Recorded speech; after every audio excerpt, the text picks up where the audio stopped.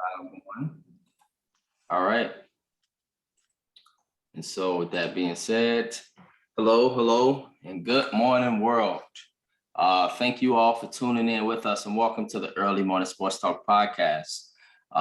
We appreciate you all tuning in with us as we conversate about the latest sports topics that has taken place from this past week and will be upcoming this week. It is always a blast to have you all tune in and participate with us every weekend. As a reminder that every week we always like to begin our podcast by reminding our audience that the Early Morning Sports Talk podcast can be found on Facebook via the Early Morning Sports Talk podcast page, on Spotify as the Early Morning Sports Talk podcast, YouTube as the Early Morning Sports Talk podcast, as well as on Apple Podcasts as the Early Morning Sports Talk podcast, as well as our own Facebook pages via Brandon Price and Jamar Goodman. Today is August 7th, 2021. Shout out to the Leos, Leo gang. I just celebrated myself. Jamar has a birthday upcoming. Today is my brother's birthday, Pierre Price. Happy birthday, bro. We'll be talking shortly, as well as my father-in-law, Mr. Patrick Jarnick. Happy birthday as well to you, sir. And we have yet again seen an interesting week in the sports world. But we, Jamar, have seen the Chicago Bulls, Los Angeles Lakers, and a few others make some big name moves and rebuilding their roster, but what are now expected to be higher expectations. The men and women's basketball Olympic squads battle for gold, in which this morning the men got it done against France. And so now I have bragging rights over my wife because my wife earlier had bragging rights over me when France beat the United States in the first game in their group they had. The Olympic Games come down to its last weekend of action, as well as NFL training camps now in full effect with brawls and all up in New York, and quarterbacks getting put at the bottom of the pile and different things. And you got Nick Foles talking about being traded, and he's like, I'm a Chicago Bear right now, as well as the Hall of Fame inductees receiving their glory this evening. Shout out to Troy Polamalu, one of my favorite safeties of all time, as well as a number of other things that has happened in the sports world, including MLB free agency with the Chicago Cubs. Looking forward to a rebuild, and the Chicago White Sox now more than ever realizing that they need to address repetitive issues in which they have tried to address these issues, Jamar, but it just seemed to keep coming back and forth with the bullpen and the pitching. As this team is truly now in a slump and almost blew the game yesterday to the Cubs. It could very well find themselves falling further, but thank the Lord that they are in a bad division. And so with that being said, introducing my brother from another mother, Mr. Jamar Goodman. Good morning. How are you, sir? Doing pretty good. How's it going? I'm pretty good, man. It is the weekend, baby. Wait. How was your birthday, man? This is Leo Nation. This is Leo season. How was your birthday? So, I was going to go to Grand Geneva Resort and Spa, but it turned out my child wasn't feeling the best. And so we ended up not going and getting a refund. And other than that, I relaxed on my actual birthday and for me, man, food is everything. Family is everything. I had a very simple birthday with some very simple wine, very simple steak that I ordered from this great restaurant in Arlington Heights, and just relaxed, man. So it was pretty cool. Maybe there's more to come. Today is my brother's birthday, and I was going to go to that spa, but maybe we could save that money, right? And so that being said, I'm good, man. I mean, I had a great birthday. I had a chance to just sit back and relax. So that was cool for me. Awesome, man. Yeah. Yep. And Jamar, can you tell the world, when is your birthday? Because I'm sure it's upcoming. Yes, it's this upcoming Tuesday, the 10th. Yeah. Nothing planned yet, but stay tuned. All right. Yes. Jamar's birthday world is always a week after mine. And so Leo gang, Leo Nation. I know this bothers y'all, but we got to stunt. I mean, it's just, it's built us. Just what it is.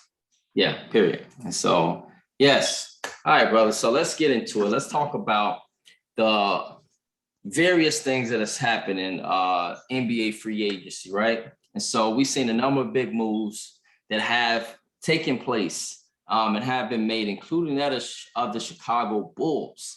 And so let's begin this morning with the Chicago Bulls. And if you are a Chicago Bulls fan, stand up. This week, we have added 3 additions to our team, including the vet savviness of DeMar DeRozan and Alex Caruso, as well as a hungry yet talented Lonzo Ball. And so, Jamar, do you like these additions to go along with the roster we have of Nikola Vujovic? We know we got Patrick Williams, and right now we're kind of going through a little process with Zach LaVine. If this dumb guy want to win, man, if he want to win, sometimes you got to take a pay cut. So we'll see what the diva Zach LaVine does in regards to his money and his respect. And so, just assuming Jamada, we have Zach LaVine on the roster. Do you like these additions to go along with the roster we have? And in your opinion, what is the Bulls ceiling for this season if they have this specific roster? Absolutely. I love it. This is night and day from what our roster looked like 2 years ago. This is what happens when you have actual like competent presidents of basketball, competent general managers on the team. Yep. These guys are hungry. They are. So first thing they did as soon as free agency hit, we signed the first player, which happened to be Lonzo Ball, which was an immediate impact need that was filled right away. We needed a floor general. We needed a point guard. We needed a perimeter defense. We needed somebody to run the team. And we needed somebody to create easy buckets for the offense. We get all of that. All of that.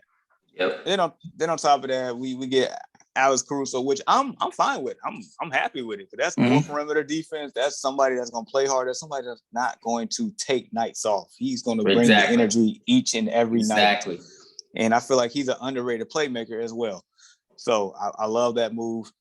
And getting DeMar DeRozan, which I don't think anybody saw coming until, smoke started to come up and then fire hit. And then all of a sudden we land them in a sign and trade. And that right there, my friend, it takes us from, being around the 8 seed to somewhere between the 4 and 5 range right now. Maybe even 3, depending on what happens in the next couple of days or so. So adding DeRozan takes pressure off of LaVine on the offense. Definitely.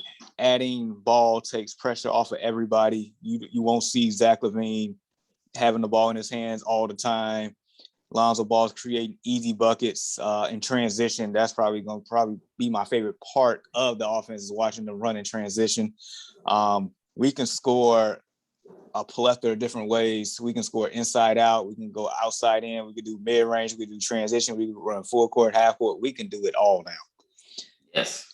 And there's one more piece here that still needs to, I guess, figure itself out, which is Larry Marketing, because he's not coming back.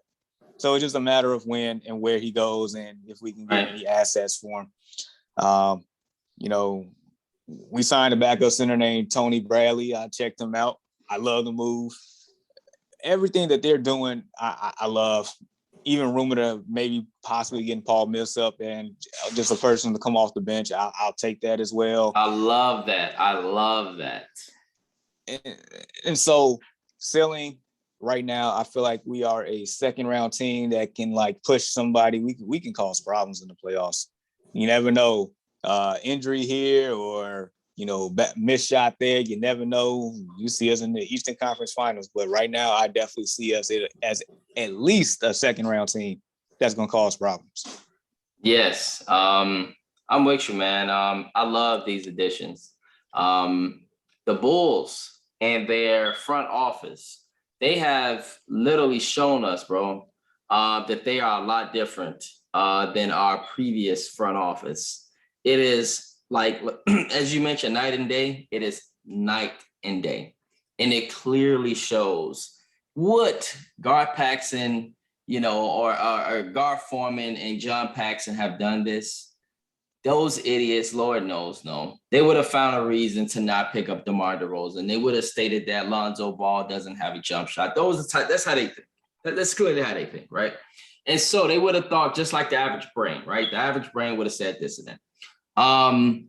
I love the addition, number one, Jamar, of Alex Caruso, more so than even Lonzo Ball and DeMar DeRozan. Here's why.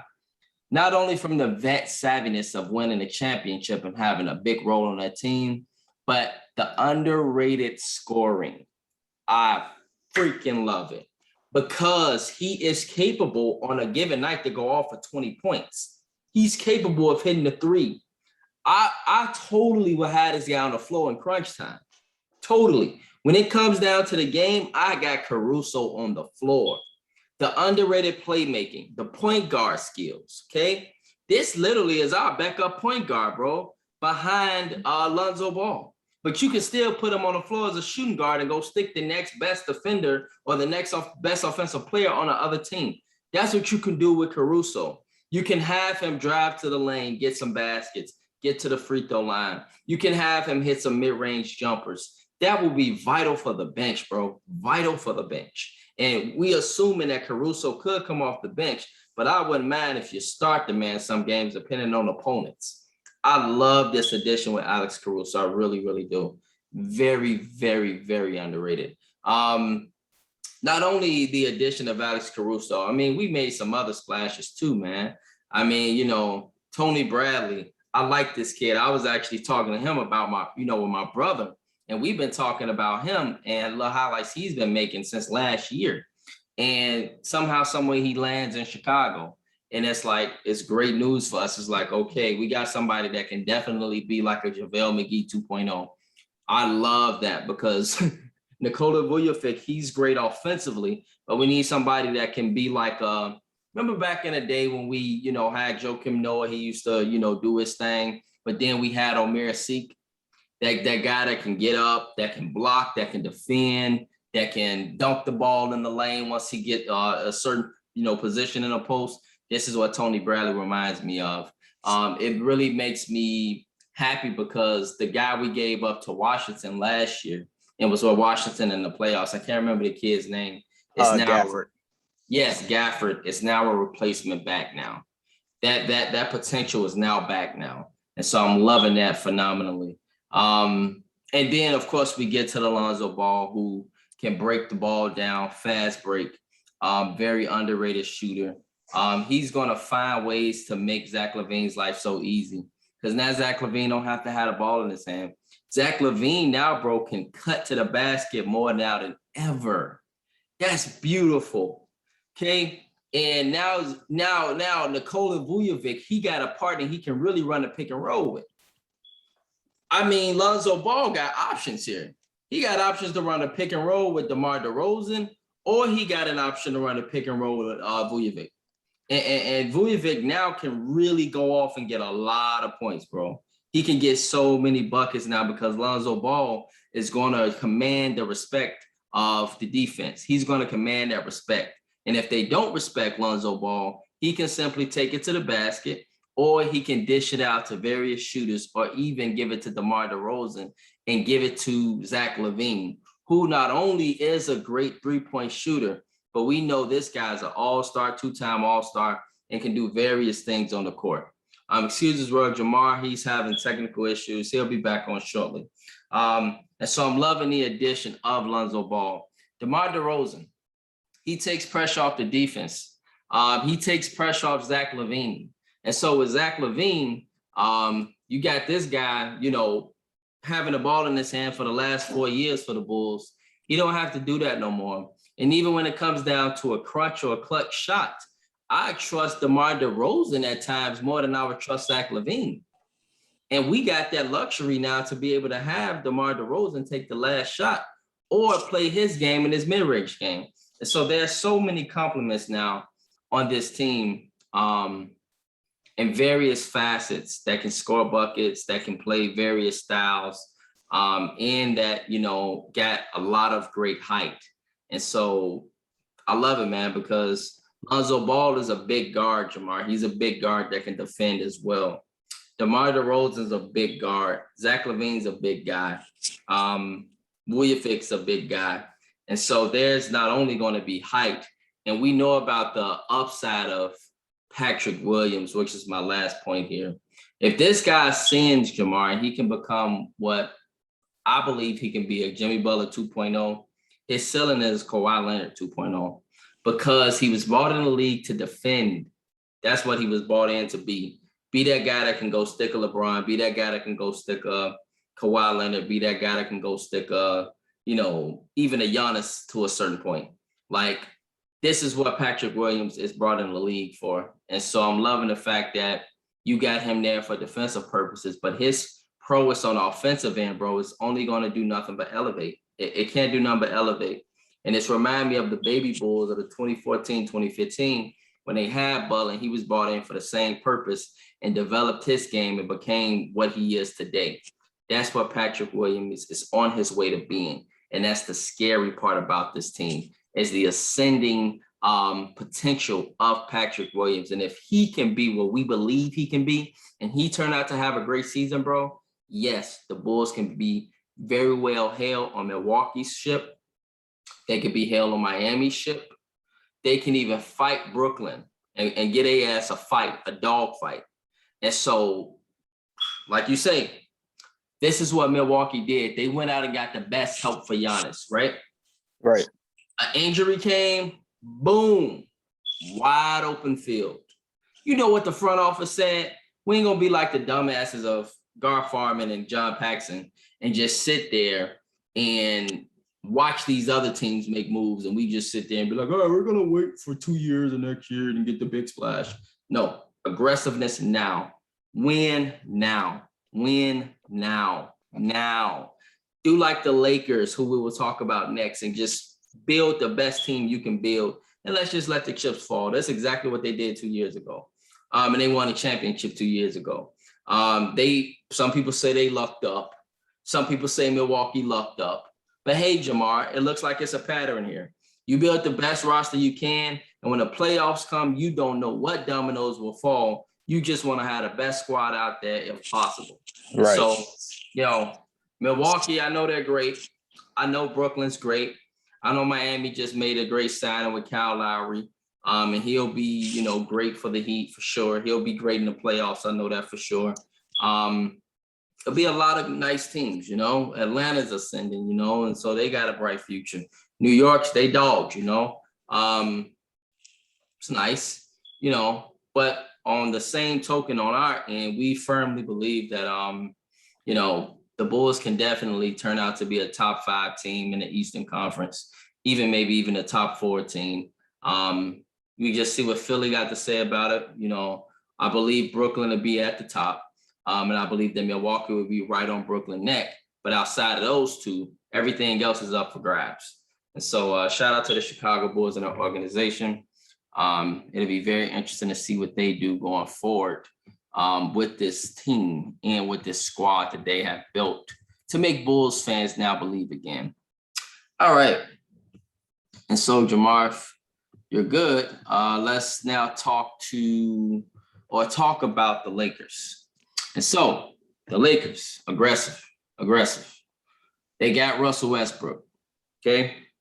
That's insurance behind the fact that if, your boy AD is hurt or LeBron, still got Russ there that can get a lot of buckets and run with the team.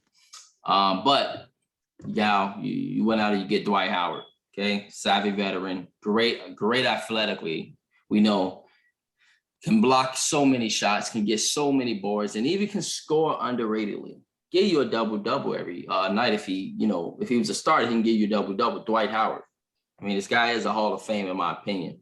Yep. Trevor Ariza, great guy, nice defender, long arms, and can shoot that 3 ball, and is great in the clutch. Malik Monk, another great shooter. I know he's going to get his points for sure. And I can definitely trust that he's going to be able to get hot. This guy, for me, I thought coming into the league, Jamar, he was a Klay Thompson 2.0. Charlotte just gave him up like it was nothing. Like, really? You just going to give him up like that? And he was scoring pretty good buckets for Charlotte last year. So the Lakers, I know they made some nice additions here, but if I'm a Lakers fan, I am really Jamar happy about Malik Monk.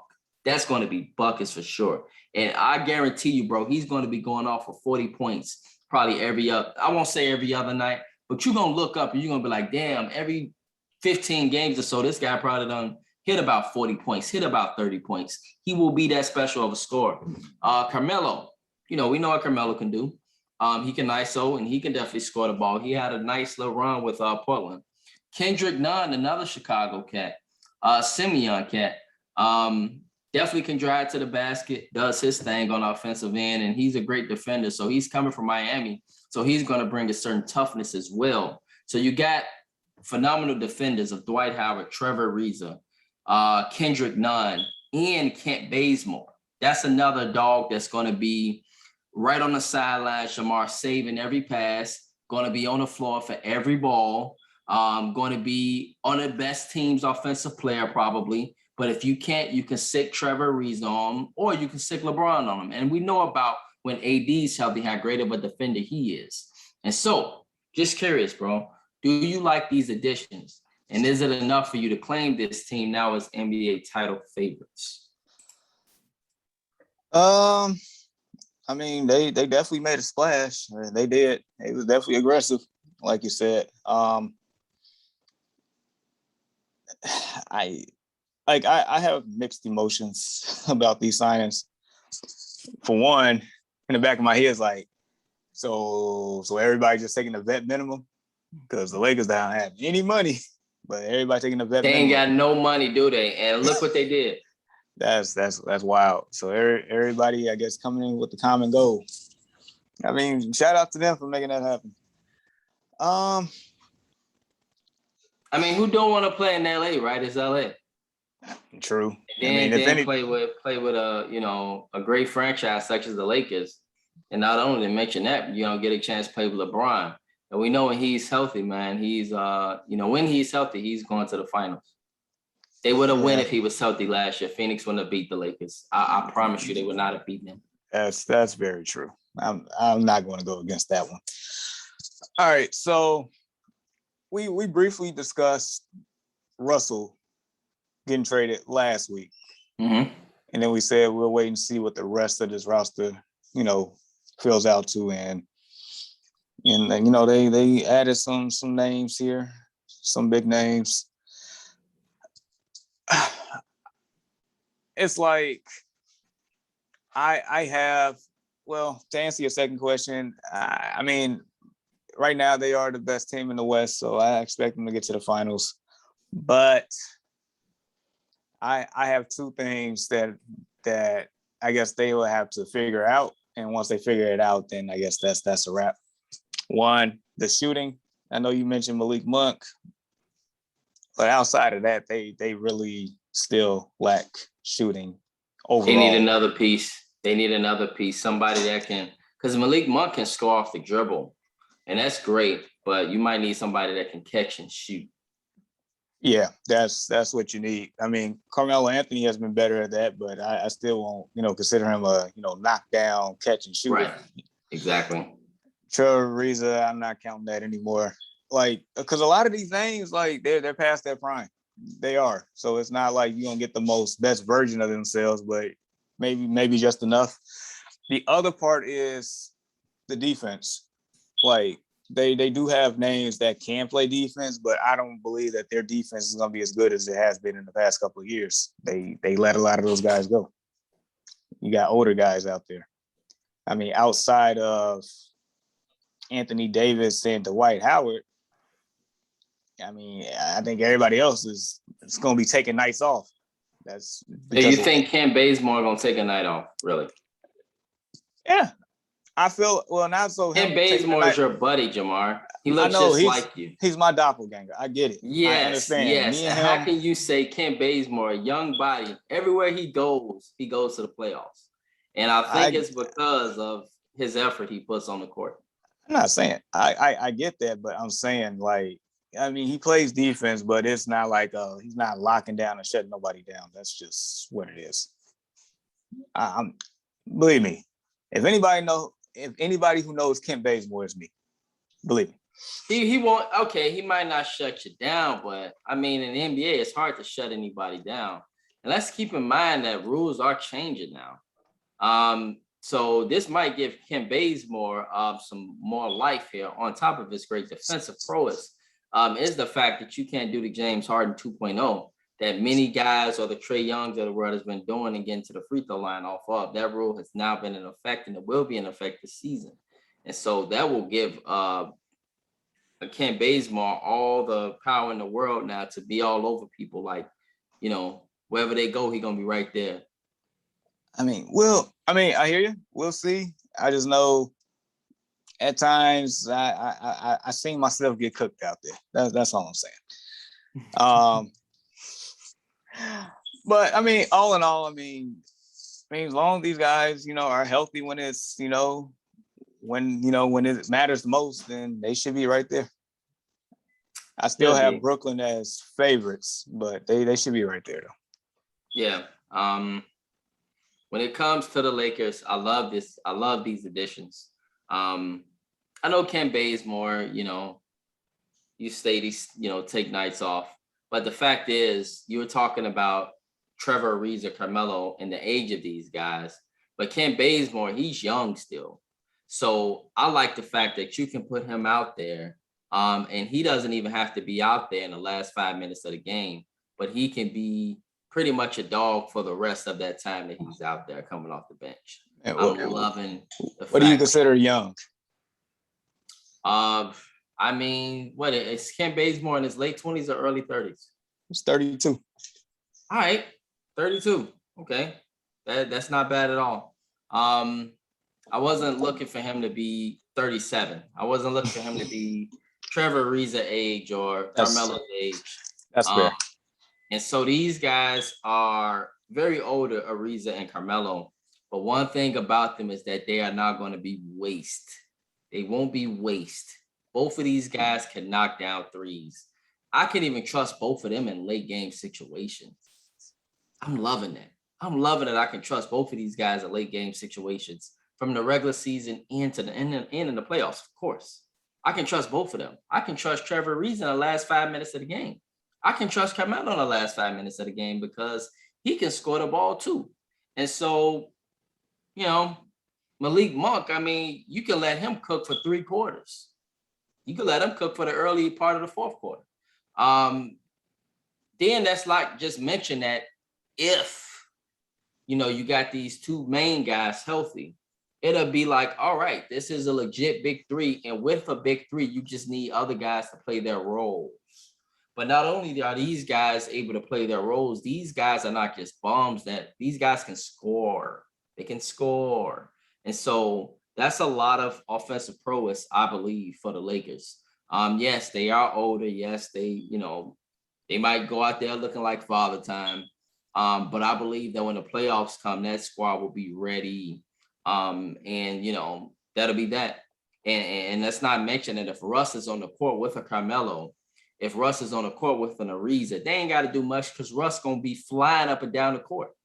And when he's flying up and down the court, it opens up stuff for everybody else.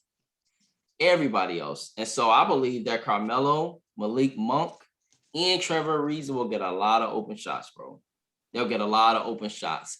But the motor of Kendrick Nunn is very similar to Russell Westbrook. Energy, flying up and down the court, young gun. That's a young guy right there. That's a young guy that's from Miami. That's a young guy that came from a defensive prowess team that were dogs, okay? Just coming from an NBA Finals berth 2 years ago. And Kendrick Nunn can score the rock too. And so, I like this Lakers team a lot. I really do, man. And don't get me wrong, Brooklyn is phenomenal. They got the big 3. They added Patty Mills, bro. They added Patty Mills. And so that's additional shooting right there. So Brooklyn, for me, is definitely the favorite, but the Lakers are knocking on that door, bro, especially when it comes to the playoffs and that time of the year and how the grind is, which I'm telling you and Deshaun and everybody else how hard it is to win an NBA championship. It is hard as hell. And so with these NBA veterans, they'll be ready because they know what it takes. All of these guys have had deep playoff runs.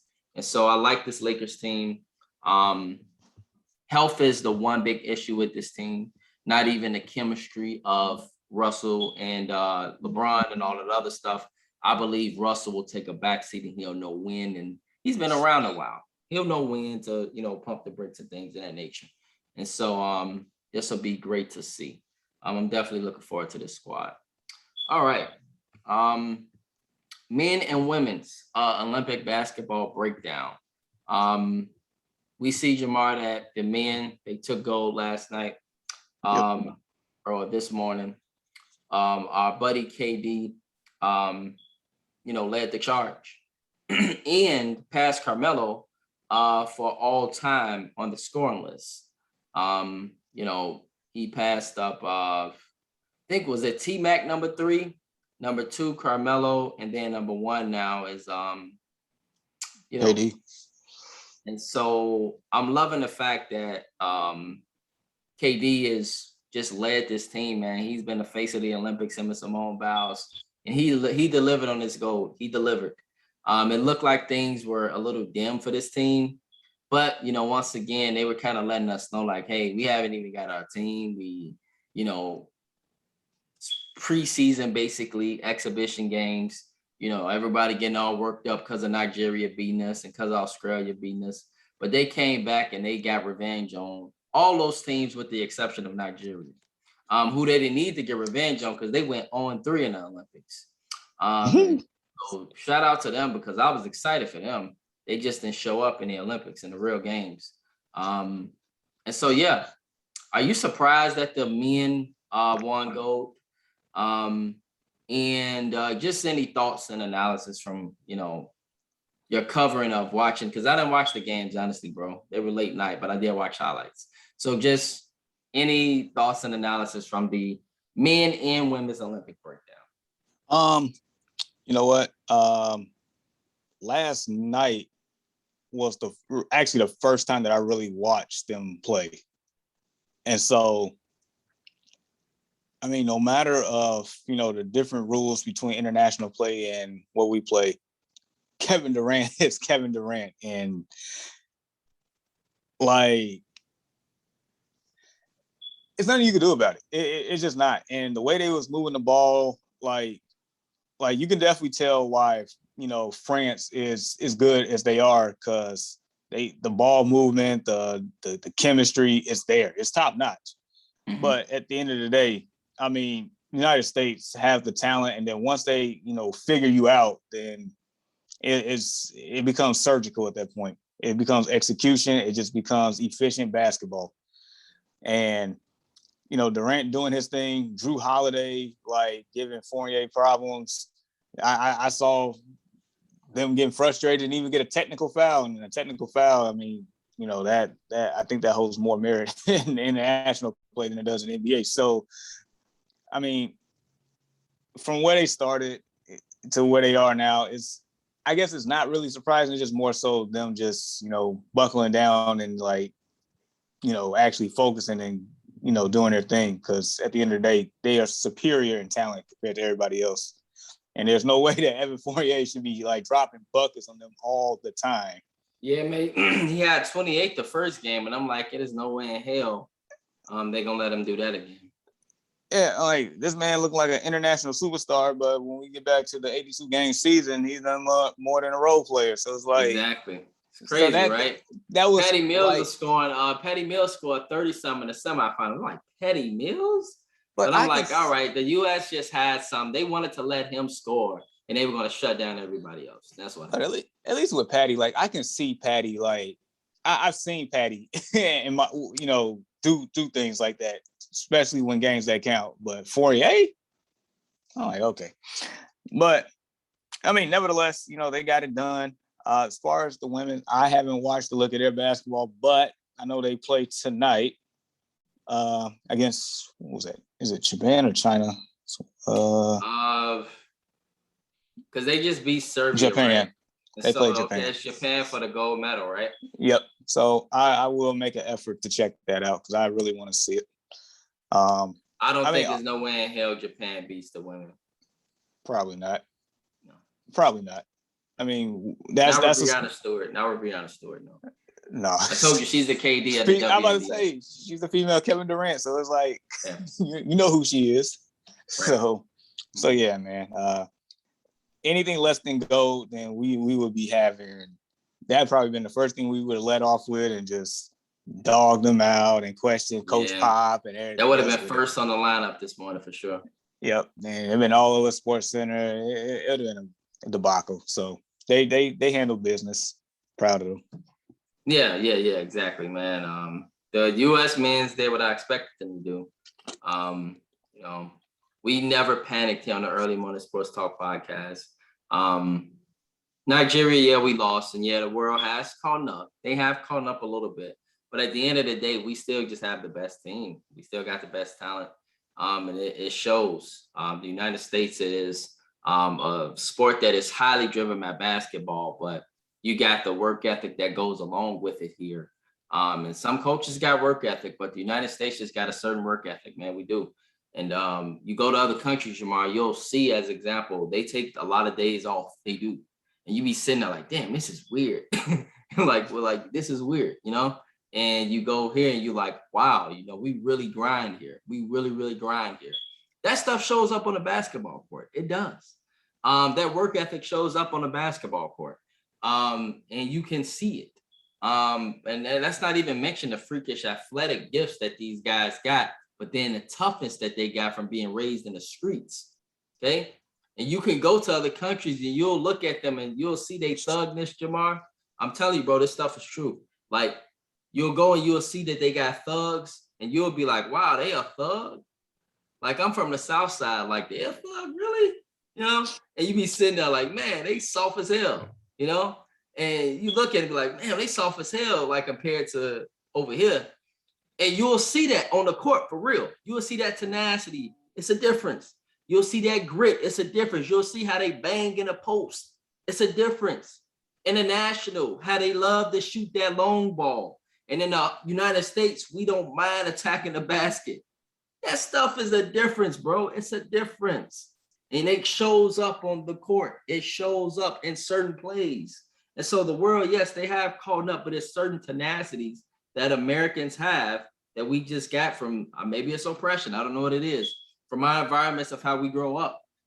The whole U.S. team was black outside of maybe one player, but Kevin Love, I think, was the only lone white guy on that roster who didn't belong there in the first place. But, you know, outside of that, it was grit on that team and it showed up. And so I think that's really why at the end of the day, the Americans dominate that sport for various reasons. And so as far as the women, good luck tonight against Japan. I don't think, unless miracles fall out of the sky, which they do at times, this would be a bigger shocker, Jamar, than Russia beating us in 1978. I don't know if you remember that. That Hail Mary pass that was thrown in the air and the guy hit the layup. But at that time, they weren't even really sending NBA talent over there, the top talent. They weren't doing it. And so, you know, outside of that, man, the women, I expect them to take care of business and do what they got to do. And so that's great. We'll see what happens. All right. The gold medal count breakdown. And so the U.S., Jamar, is in the big lead overall when it comes to the gold medal. Well, not the gold medal count. The Olympic medal count in general. And so, you know, the United States have 106 medals. China's, you know, near at 87. And that has dwindled. And Japan's at 55, Britain at 63. You know, and our biggest outside of China is the Russian Olympic Committee at 67. And we have gained ground a lot on China for the gold now. They had 38, we had 35.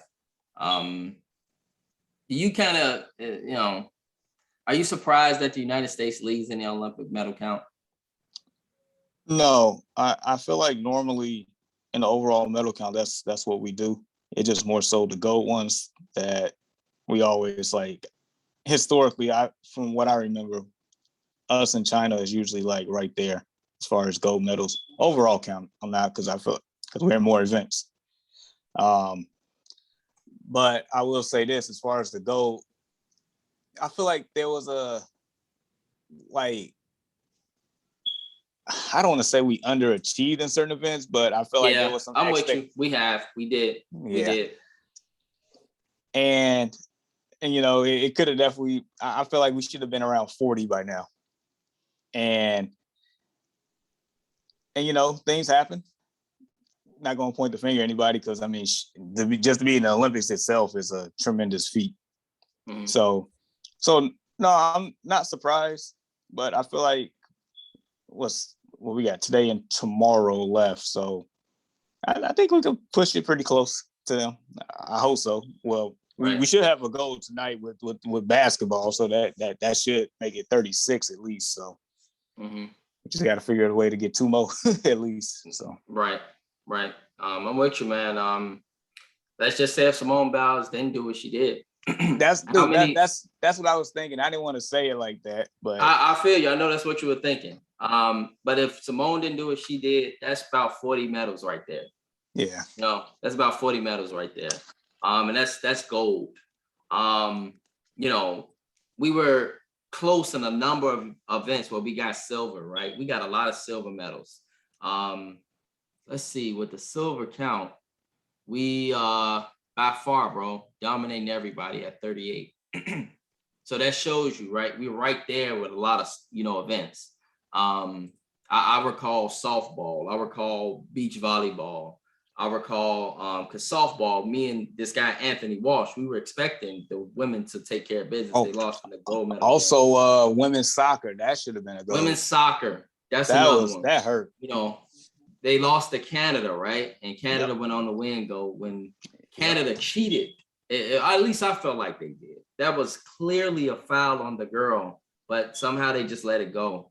I didn't see it. I gotta look at that highlight. Yeah, look at the highlight. And so that you got Alex and Felix who finished and and she was right there. Hey, speaking of which, I just got a notification from Felix. Felix wins 11th Olympic medal. U.S. wins gold in women's 4x4 meter relay, making Alex and Felix the most decorated American Olympian in track and field. Shout out to Alex and Felix. Yes. And so she got gold right there. That's another gold medal. But she should have got gold in this race.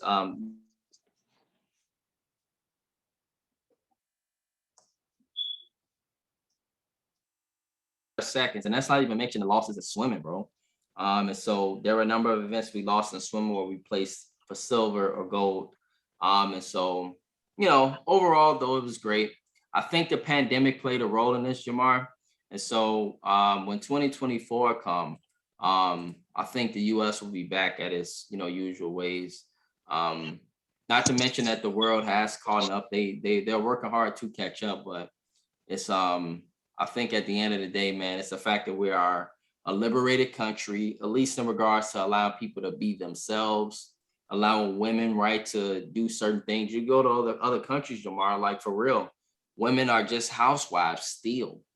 Women are mothers. Like, in the U.S., you giving people got more autonomy here, and so that plays a big role. It really does. They call it the land of the free. And so it shows up in the Olympics at times. We'll see what happens with the rest of the games. It has been phenomenal to see the Olympics just being back, and it's been great to watch overall. There has been plenty storylines. And so it is not over yet, but let's see what the count turns out to be. And shout out to all the Olympians because it is very, very difficult to even make the Olympics. People work for that stuff their whole life. And so it's great to see. All right. Yep. And so, all right, man, we've talked the Olympics. We've talked the NBA. Let's now do an NFC breakdown. Let's talk some football. Okay. And let's talk about the NFC. And so next week, maybe in 2 weeks, we'll talk about the AFC. And that'll be fun as well. But let's talk about the AFC, bro. Is there any favorites you got? Like, do you got a top 5 or just top 6 teams that you believe will make the playoffs? and I know you can do this off the top of your head. I know we both can. And do you have a favorite that you believe will come out of the NFC? At least right now, who's your favorite? All right, so preseason. All right, like you said, off the top of the head, because I wasn't prepared for that one. But let's go first by divisions. All right, so NFC North. All right, so yeah, them cheeseheads for now. NFC South, Tampa. NFC East, that is tricky. I want to say NFC East or will it be the NFC least this season? I think they're actually gonna be East. I think so. Good. And that's tricky, and that's between Dallas and Washington for me right now. In the West, that's a whole gauntlet by itself. Yeah, and I'm very competitive. It is. I'm gonna take the team with the star power all around, and that's the Rams in that one. So we got 3 for sure. I know I said Dallas or Washington. I'll give the benefit of the no. I'm gonna say Washington. Washington can win that division. That's 4. 7 teams make the playoffs. Right. I it's like I cannot bet against Russell Wilson, even though I feel like the Niners are a lot better and the Cardinals are a lot better. But I just can't go against Russell until I see it. So Seattle. I will say part of me wants to say Dallas. I'm gonna say Dallas because I feel like their offense is good enough to get in. As long as Dak is healthy, they'll be fine. And then that last spot. A part of me wants to be a homer. Part of me wants to look over my shoulder and just pick those guys right there. It depends, man. I'm gonna do it for now, just because I believe in Justin Fields. When he gets on the field, that changes the whole dynamic. And team's not gonna be ready for him. And I feel like we're gonna get some wins that people think that we shouldn't get. So those are my 7. And then my favorite. I mean, I can't go against Tampa right now until something says otherwise. I just can't do it. Interesting, man. I'm gonna mix some things up. The Bears. I mean, one thing I love about the Bears is they got some weapons, bro. I think people are really sleep on the Bears' weapons and how fast this team is going to be. They're going to be fast. Our speed rivals Kansas City's speed on offense. We can flat out fly. Yeah. Bears got weapons, world. Y'all gonna find out very soon. They got weapons galore, bullets. These guys are bullets. And they will be like track stars out there on the field. So, it's going to be very interesting come week 1. And what y'all think the LA Rams are going to be caught off by surprise because they're not going to know about the bullets or the weapons that the Bears got. But also, Matthew Stafford's on the other side, and anything can happen with that. Anything can happen with that, right, Anthony? Right, Jamar? Right, Deshaun? Right, Victor? And everybody else? Anything can happen with that, and he can throw you the ball, and you can find yourself being in any game with Matthew Stafford as the quarterback on the other team. And so that will be very interesting watching itself right there. The antics of Matthew Stafford and how he's going to throw the other team the football. Watch. All right, let's start with the NFC North. Yes, the Packers, man, damn it, too talented. The Bears are great. Don't get me wrong. Bright future ahead of us. But my worry with the Bears is if we start Andy Dalton, can we really, really win a division with Andy Dalton? Can we really win a division with Justin Fields as a rookie? Nah. And Jared Goff up in Detroit, that might be a sleeper for real. Who knows? Matt Campbell might turn out to be a great head coach. I don't think so, Jamar. I don't think so. But, I know what you're thinking. I don't think so. But, it'll be interesting to see where Detroit ends up because I will be watching Detroit just because of Matthew Stafford. I will be watching that team so close. I will be rooting for that team to win football games because then it'll come back to Matthew Stafford. So, we'll see about that. But I gotta go with the cheeseheads. I don't like those guys, but cheeseheads, too many weapons, man. And A-Rod is just a phenomenal quarterback, as we know. The NFC East. Who the hell will win that division? Jalen Hurts, no. Dak Prescott, very well possible. Washington football team, who's going to be that starting quarterback is the question. Fitzmagic. Will it be Ryan Fitzpatrick? Yeah, he's a starter. Really? That's a turnover-prone quarterback. The defense will have to save that team. So I think this will be the NFC East all over again because really, Ryan Fitzpatrick, Jalen Hurts, who's a baby and still developing, Dak Prescott, who's great, he has a great chance, and Mr. Jones. Let me just give me 30 seconds here. So two things to note. Yeah, Fitzpatrick is better than what they have. Prone. I mean, he's a gunslinger, so that's gonna be part of his makeup. But that offense is actually gonna be a lot better, and their defense is elite, so they will be competitive. They gotta run the ball, damn it. Which they can. They can run the ball. I know that. They might not let him throw the damn ball. The second thing that I do want to point out that can flip this whole division upside down is what I read yesterday or the night before, that Houston is trying to trade Deshaun Watson to the Eagles. And both sides, this is a verified source too. Both sides are trying to make it work. Lately, as of the last couple of hours, it's at a standstill, but they're both determined to try to get the deal done. So just throwing that out there. That will flip things around. You guys have heard that on the Early Morning Sports Talk podcast. Very well possible that Deshaun Watson can end up being an Eagle. And if he does, it definitely flips that division upside down. But the only one reliable quarterback I got in the division right now, Jamar, and has been paid a lot of damn money to do so, is your boy Dak Prescott. With the weapons that he has in Dallas, and a running back that hopefully has learned how to play football again, and Ezekiel Elliott, this team should win this division. And with the talent they have, they should win the division in part in the regular season, Jamar.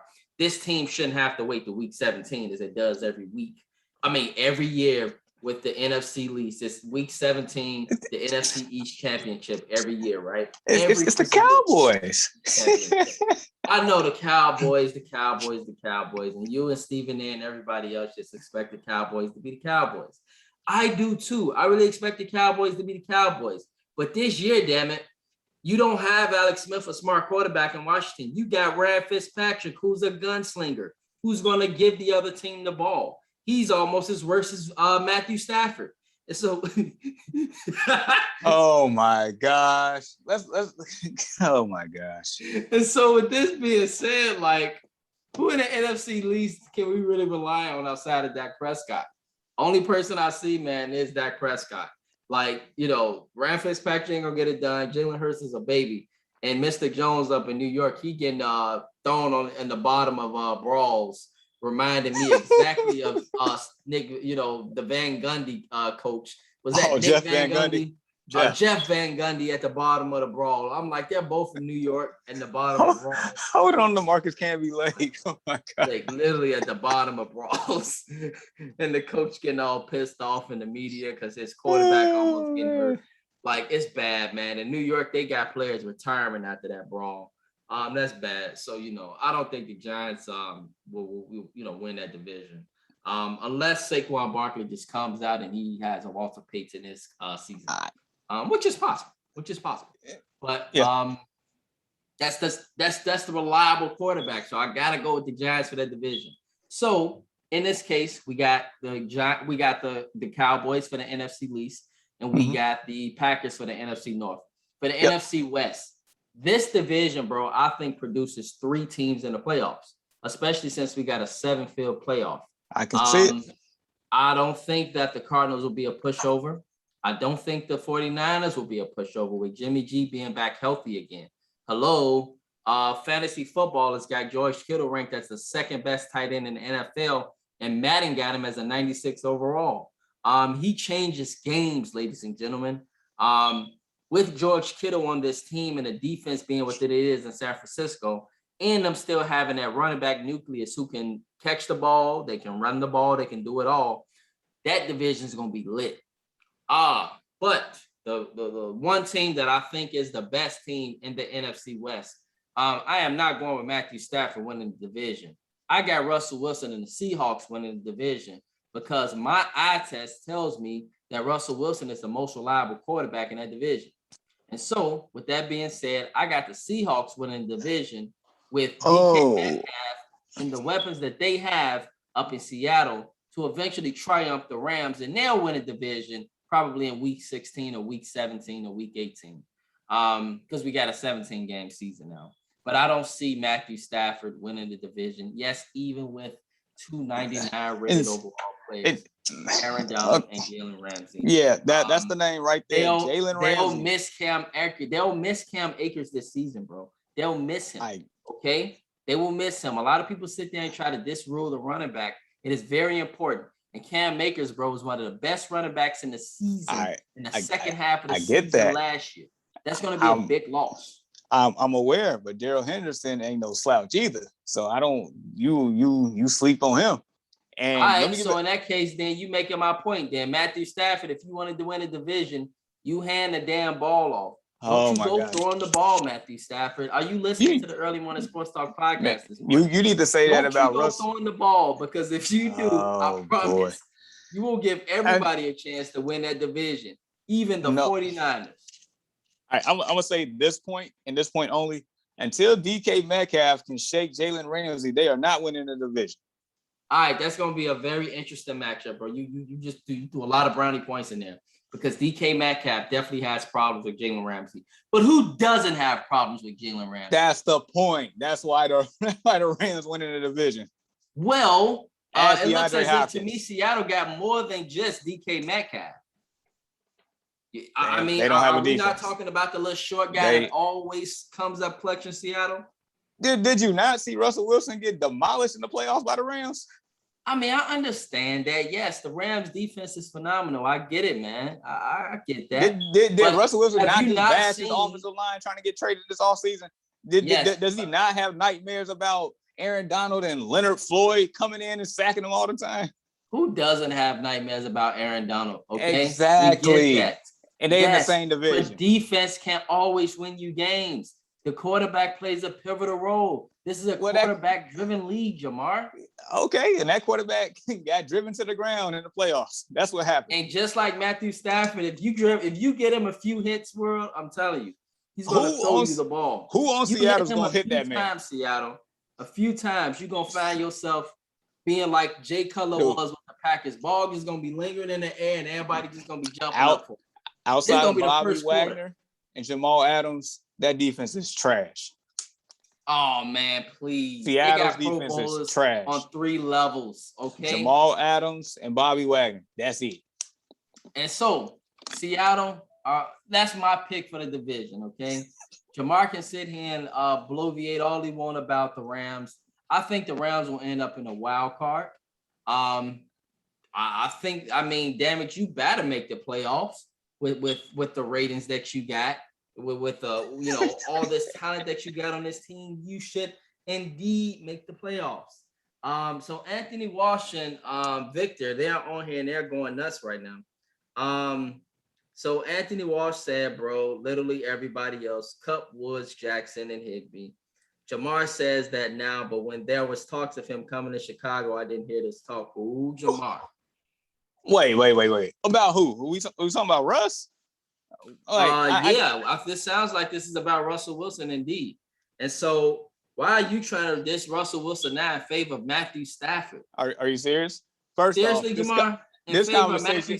See, this really? This is how rumors get started. Really? This is how rumors get started. This is blasphemy. No one said that Russell Wilson is not better than Matthew Stafford. What I'm saying is the defensive line of the Rams destroys the offensive line and Russell Wilson of the Seahawks. That's what I'm saying. So you don't think the Seattle Seahawks have went out and made upgrades Did you not see the Pro Bowlers that they got from Baltimore this offseason? All right, we're gonna ask Russell Wilson after the game when they play the Rams the first time around. We're gonna see. That man we gonna literally ask Matthew Stafford, why did you throw 3 picks? Why? I'll be right there too. I'm gonna be on this Twitter too. Asking why Matthew Stafford did you throw Seattle the ball 3 times? Matthew Stafford gonna mess around, have a 5-touchdown passing game against the Seahawks this year. That's what's gonna happen. We will. I am so interested in seeing this. I plan to tag Anthony, Jamar, Chris Ford. This is blasphemy. After the Bears beat the Rams week 1, I promise I'm gonna tag you guys, and I'm gonna do it on purpose. Because I know what's gonna happen with Matthew Stafford. I am so interested in just seeing what happens with Detroit. Just like Anthony said, Cooper Kupp, Robert Woods, Deshaun Jackson, Tyler Higbee. Yes, they got weapons, but Seattle got weapons too, man. I'm telling you. Seattle doesn't have a defense. That's the problem. And the Rams don't have a quarterback. That's a problem. And wow. Yes. They will end up in the wild card, the Rams. Yes, the Rams, due to their talent, Jamar, they might advance further than the Seahawks. But when it comes to the division, I think the Seahawks will win the division. This is blasphemy. This is just hate on the Rams and Matthew Stafford. That's exactly what this is. And look, the other wild card team will be the Arizona Cardinals. Let's get off the Rams. I swear, if Jared Goff was still in the Rams, you'd be picking the Rams. That's what it is. Look, man, the Rams better get past the second round, because if they don't, it's going to be like, really, what was the point? Right? That's fair. That is a fair point. They have to win. They need to make the championship game against the Bucks. Okay, so the NFC South, yes, I'm going with the Bucks. Do I see a surprise from Carolina or Atlanta? No. Matt Ryan, no. New Orleans right now, they're confused. They don't know who's going to be the quarterback between Jameis Winston, he's a disciple of Matthew Stafford. He's a disciple of Ryan Fitzpatrick. So that's going to be the ball thrown in the air. That man is in a category by himself. And Taysom Hill, he very well could just end up being the starting quarterback.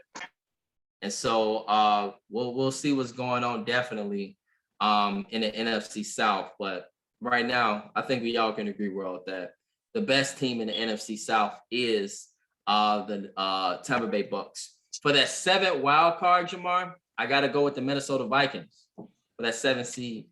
I do believe that, the Minnesota Vikings have matured.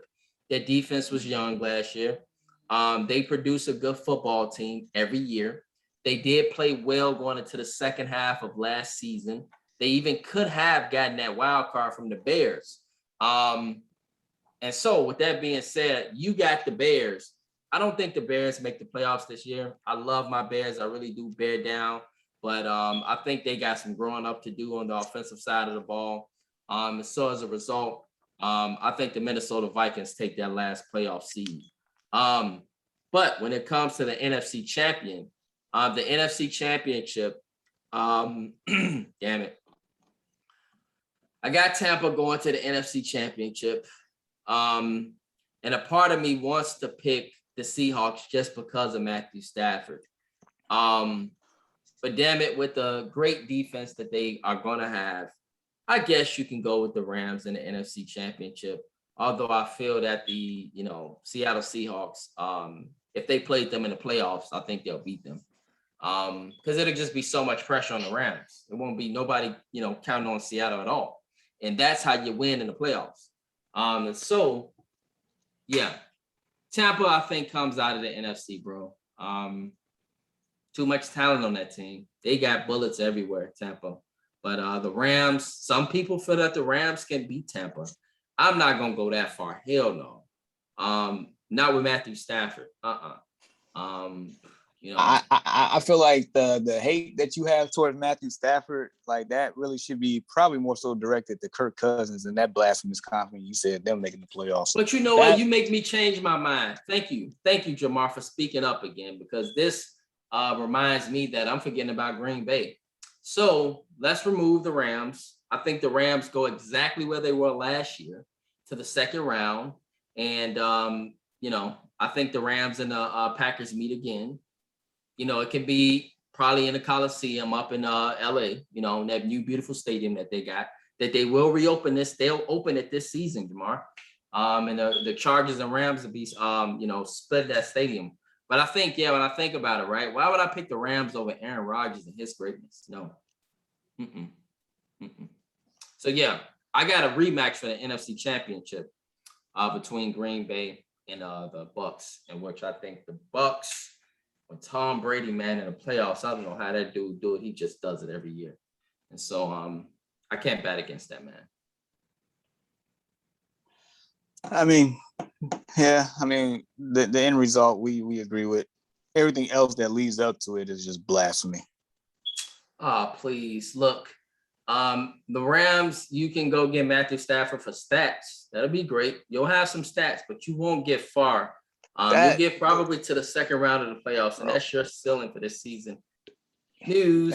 Everything you saying about Stafford, that is you'll be Kirk in the same Cousins. spot as you were with Jared Goff, and it's going to be like, what the hell? Like, oh my gosh. Yeah. This is blasphemy. Yeah. And so if you don't make the NFC Championship, it's like, what's the point? They are very capable of doing so, man. Very capable of making the NFC title. Look, capable is a what if, man. Capable is one thing, making it happen is another. And so I would not bet that he makes it happen, Matthew Stafford. No, I'm not betting on that. No way. No evidence is giving me that at all. No algorithm, no analytics, no video, nothing is giving me that. So, Jamar, are you done talking about Matthew Stafford and the Rams? Because we got a Ben Simmons what if the Golden State we got to talk about. Yeah, let's get to this because you're in your bag this morning. Come on. No, man. I mean, I'm just saying, we're gonna be talking about this all throughout. This is gonna be so fun talking about the Rams and Matthew Stafford. Oh man, it's gonna be prime time. All right, so let's speak about California. Let's just go north. A Ben Simmons what if the Golden State? I saw an image, right? And Jamar, your words, if I recall, were deadly. Yep. And if Ben Simmons went to Golden State, it would be deadly. And so my question to you is this a good fit? And what would be the ceiling for this team? What would be that ceiling if Ben Simmons was on this squad? All right. So before I even mention the Warriors, so there's 4 teams in the West right now that has a legitimate shot of making the finals next year. We talked about one already, the Lakers, the Denver Nuggets, the Utah Jazz, because what they just did this offseason, they're scary. I really like some of their additions. I do. Well, and I know we'll get into that on a later date, but yeah, they look really good. And then the Golden State Warriors. Now, if they was to get Mr. Benjamin Simmons from the Outback, from Australia, to join this team, I mean, they can push for the finals. I'm not even joking.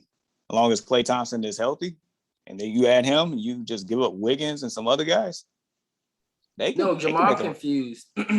You stated deadly. Yes. If a team deadly, bro, goddammit, they shouldn't need to push for the finals. They should be going to the finals. Okay. When you say deadly, you make me believe that they're going to sweep through the West easy. Whoa. I mean, that's the way. You say deadly. As in, that lineup is going to be hard to stop. As in, there's nothing you can do about it. Yeah, I can see them going to the finals if they have Ben Simmons on their team, depending on who they give up, which will probably be Wiggins and somebody else. Okay. And is that it? Is that it, Jamar? Because I got something to say. No, you can go ahead, but I'm gonna definitely finish with my rebuttal here. But you can go ahead first. All right. So Jamar World states that the Golden State Warriors with Ben Simmons would be deadly. First off, Jamar, we know Ben Simmons can't shoot a damn free throw. On top of that, he doesn't have to, right? In Golden State, right? If Steph Curry has the ball. But with Golden State, this is the thing with this team. They are another dependent, healthy team. So if Klay Thompson does not come back healthy, and then you got Draymond, Ben Simmons, and Steph, Yeah, it's still a nice team, but it's not a team that's going to run through the West at all. Jamar stayed in this world, and I take it from him as my partner. He's staying with health. That if all these guys are healthy, then this team could be deadly. I agree. They could be very well formidable, very tough, um, very, very hard to defend, definitely. But I think if Ben Simmons get to this team, Jamar, and they are healthy, I think they're at best a second round team. And here's why, bro. You can dominate Golden State in the post. Okay. If you get the right center, and I take the Jazz, Jamar. I take the Jazz to beat Golden State in a series. I take Denver to beat the Jazz in the series, and I take the Lakers too, Jamar, because they can dominate the interior post. And if you got guys that can just stay with, Klay Thompson, those guys, and defend them well, I think this team is beatable, very beatable in the playoffs. But I don't think they're deadly, bro. I think at best they're a second round team that's very dangerous. It's a difference between dangerous and deadly, because deadly, Jamar, is Kevin Durant. Deadly is stating that it's going to happen, but it ain't a damn thing you can do about it. That's deadly. Dangerous it's a what if, if we do this, if he can do that, if he get hot. That's if they're healthy. So I don't think the Golden State Warriors with Ben Simmons is deadly, but I do think they're dangerous and they're very formidable and they will have to command your respect. Absolutely. But the weakness and it'll be very similar to Philly, bro. It'll just be at the end of the day, if Klay Thompson and Steph Curry, Jamar, can't find a jump shot, then who the hell you gonna run to? Who you gonna run to? You gonna run to Ben Simmons and say, give me some buckets? You gonna run to Draymond Green and say, give me some buckets? You can run to them to the defensive end. You can run to them for energy, but you can't run to them for buckets, especially against certain opponents. So I like the team. Deadly, no. Dangerous, yes. Go get it.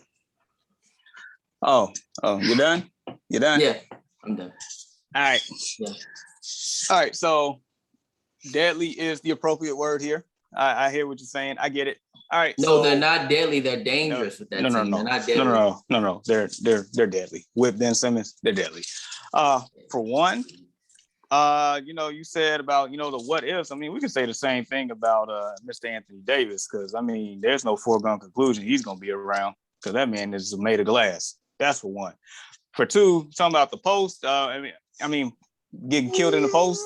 I'm not gonna sit here and ignore they don't have James Wiseman. I'm just not.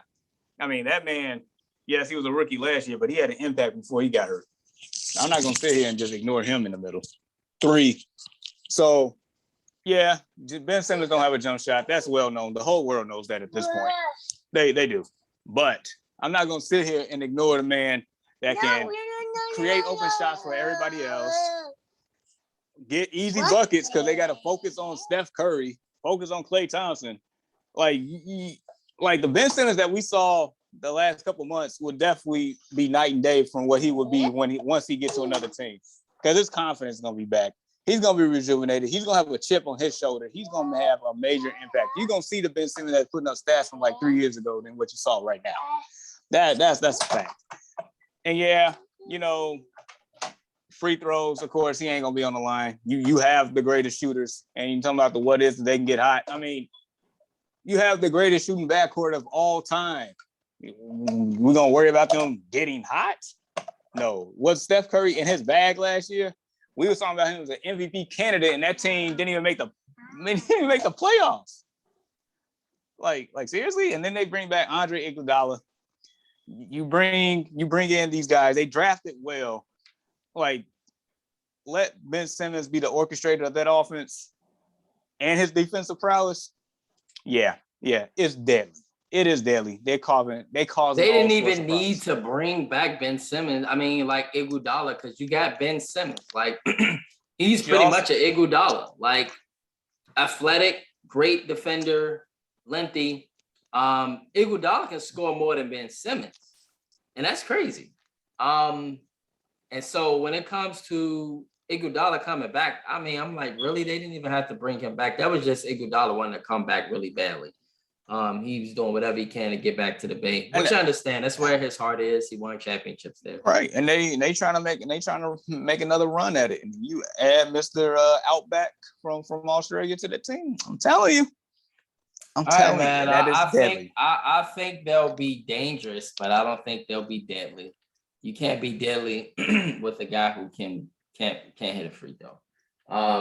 And you know, I'm just saying that if those guys, which they do, Steph Curry last year, man, in the playoffs, he was great. But when it came down to those clutch moments, henceforth Memphis, he got colder than ice. And if they get cold, who else are you going to rely on? You're going to rely on Iguodala, Draymond Green, and Ben Simmons to score you into winning the game. Good luck. So both Clay and Steph gonna get cold at the same time? I think it could very well be possible. Yes, if they got the right team they're going up against in the playoffs. Hell yeah. Okay. Yep. And so, me and Jamar agree to disagree. I think the Warriors are dangerous. Jamar believes they are deadly. I really feel like the attention that those two creates easy and open buckets for Ben Simmons, which would just, elevate his confidence even more. You say saying. Open buckets for Ben Simmons. Yeah. All right, Ben, you got to take the layups then this time. Keep that in mind. I'm just saying, it's going to be a lot of advice from the Early Morning Sports Talk podcast. You take the layups, Ben. Take them, all right? So if you go to Golden State, there's no reason why you shouldn't be able to drive to the basket and lay the ball up. It ain't going to be layups. It's going to be dunks. Foul them and send them to the free throw line. And then once you do that, your work is done.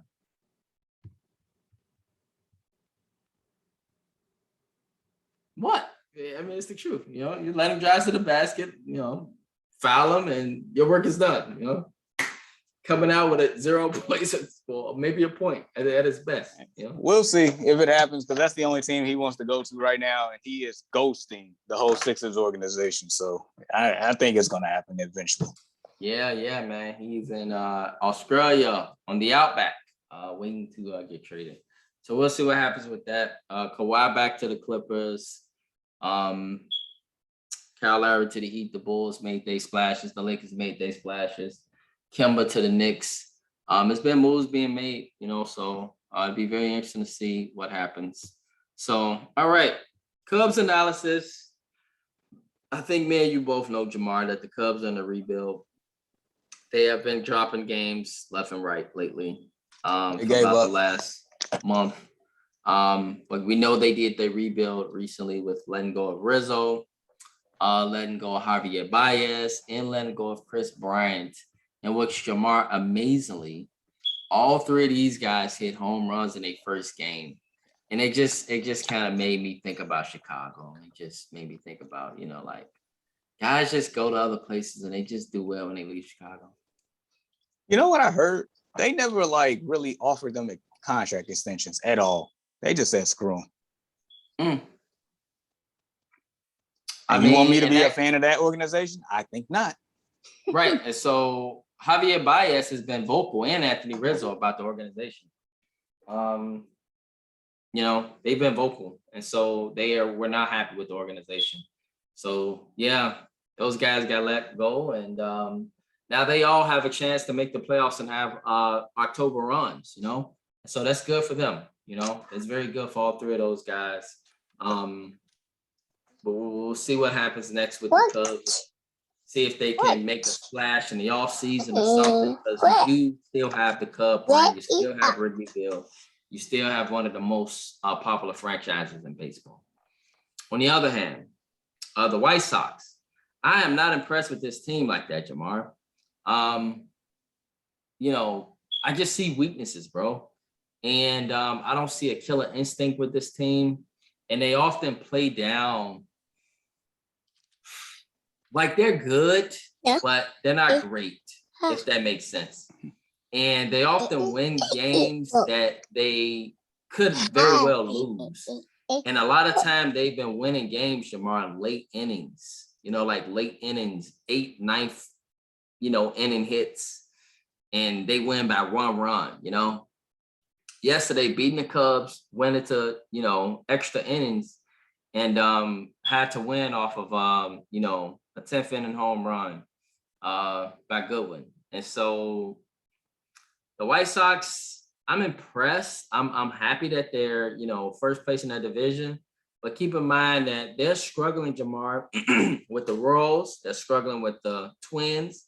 They're struggling with the, the Royals, the Twins, the Indians. They're struggling with these squads for real. And the White Sox, I think it's just a level of concern, bro. I think it's a level of concern. And if they don't get hot at the right time, I believe this team, I don't know, man. I think they're early round playoff exit. I mean, I get the concerns. I get them. But I feel like, every team goes through a slump. I mean, that's where we're at. Fortunately for us, we're playing the Cubs right now. So we should, take care of business and get our stuff together. This is a perfect time to, get out that slump. But yeah, the main concerns and the main weaknesses are still there. There is time, but time is running out. Right. Just as long as we're playing good baseball when it counts most, we'll be fine. We did enough work already to the fact that we're in a slump and we're in a comfortable leading division. So, right, Jamar, where I got cut off, he'll be back on shortly. Little man, and him probably hit a button or something, but I get what you're saying. Yeah, go ahead, Jamar. Go ahead and finish up. Yeah, and I mean, basically what I'm saying is, slumps happen. I know it's basically the beginning of August here. We ain't got much time left, but yeah, if the issues that need to be addressed, they need to be,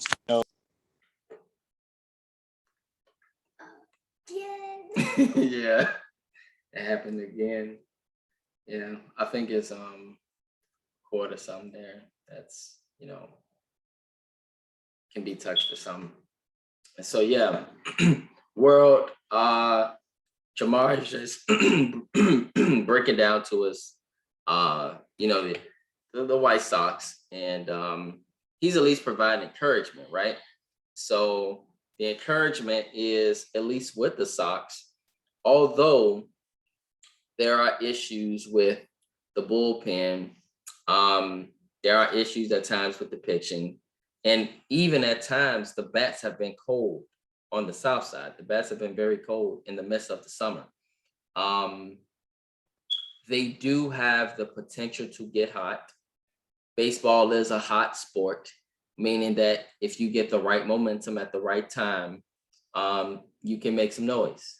And so this is definitely one thing with the White Sox that could potentially happen is they could very well get hot at the right time.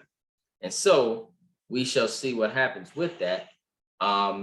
As fans, I'm very well looking forward to what happens with the White Sox.